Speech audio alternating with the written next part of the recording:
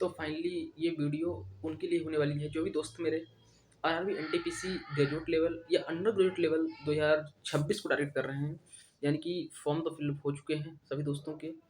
जो दोस्त जिन लोगों का रीजनिंग कमज़ोर है या रीजनिंग में बहुत ज़्यादा टाइम लग रहा है कि आप किस तरीके से रीजनिंग कंप्लीट करोगे, तो आज मैं रीजनिंग की पूरी स्ट्रेटजी बताने जा रहा हूँ।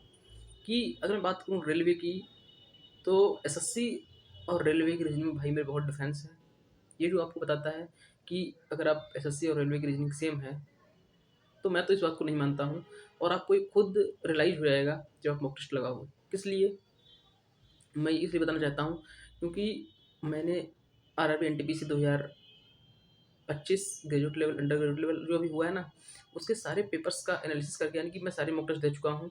और ज़्यादातर मॉक्स में, यानी कि 80% मॉक्स में मेरे कितने नंबर आते हैं पता है तुम्हें? 30 में 30 या 30 में 29। इससे कम तो आने का कोई चांस ही नहीं है, हमेशा 30 में 30 ही आते हैं।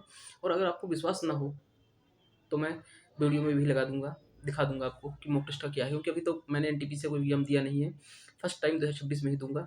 और आपको सजेस्ट करता हूँ कि आप इस भ्रम में ना रहें कि रेलवे की रीजनिंग आसान है। और आसान इसलिए नहीं है कि अगर रीजनिंग में 46 चैप्टर्स हैं, तो रेलवे भैया सब में घुमा देता है। यह बात आपको ध्यान रखनी है कि रेलवे जो है वो एक-एक क्वेश्चन हर एक चैप्टर से देता है। पजल इम्पोर्टेंट है, क्योंकि पजल और सेटिंग अरेंजमेंट के बहुत ज़्यादा क्वेश्चन देखने को मिले 2025 में। और एक नया पैटर्न आया है जो अभी एसएससी में नहीं है, क्योंकि सीरियल 2025 का एनालिसिस करने के बाद ही पता चल पाएगा कि उसमें क्या है। लेकिन तो देखा नहीं मैंने, क्योंकि एनटीपीसी की तैयारी कर रहा हूँ। ओके। और रेलवे की जो रीजनिंग है वो थोड़ी खतरनाक लेवल की है ही, वो आप मॉक के बाद ही पता चलेगा। एसएससी में क्या है कि जैसे मान लो एसएससी में ये है, अगर 6-7 चैप्टर्स जो हैं, बस उन्हीं में वो 25 क्वेश्चन में घुमाता है। इसमें 30 क्वेश्चन आते हैं। और इसका 30 क्वेश्चन आएँगे ठीक है, लेकिन लेवल भी थोड़ा एडवांस रहता है। तो ये आप इस बिल्कुल भ्रम में ना रहें कि आप अगर एसएससी कर रहे हो तैयारी, तो आप रेलवे के रीजनिंग को आसानी से उड़ा दोगे। आपको कुछ चैप्टर्स पढ़ने पड़ेंगे, क्योंकि सिलेबस में कुछ ज़्यादा है। रेलवे में, एसएससी में क्या है कि 2-4 चैप्टर में घुमाता है, लेकिन इसमें सब करेगा। ओके, तो आपको टेंशन लेने की ज़रूरत नहीं है।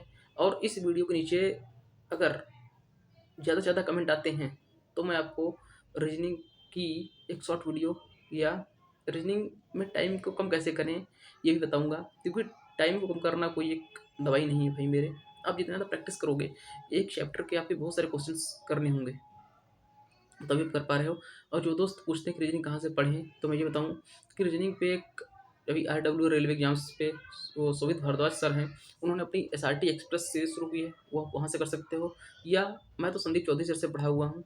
संदीप चौधरी सर से मैंने पढ़ के रीजनिंग में कोई भी एग्जाम हो भाई मेरे, उसमें नंबर ही अच्छे ही आएगा, कोई उसमें टेंशन की जरूरत नहीं है, क्योंकि इतने सारे मॉक्स में लगा चुका हूँ यार रीजनिंग के।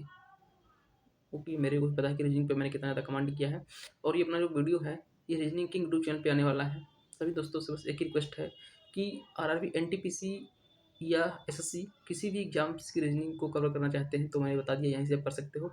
और अभी एक आरडब्ल्यूए मेन चैनल पे भी शुरू हो रही, संदीप चौधरी सर की शुरू हो चुकी सीरीज, वहाँ से आप कर सकते हो कॉन्सेप्ट। बाकी और बाकी स्ट्रेटजी जो हैं वो बताऊँगा अगले वीडियो में। ओके, तब तक वीडियो को शेयर कर दो और कमेंट ज़्यादा से ज़्यादा करो, जिससे हम अपना फ्री टारगेट जो है शुरू कर सकें। यानी कि एक दिन में क्या पढ़ना है, कहाँ से पढ़ना है, ये सारी बातें मैं आपको बता सकूँ। धन्यवाद दोस्तों।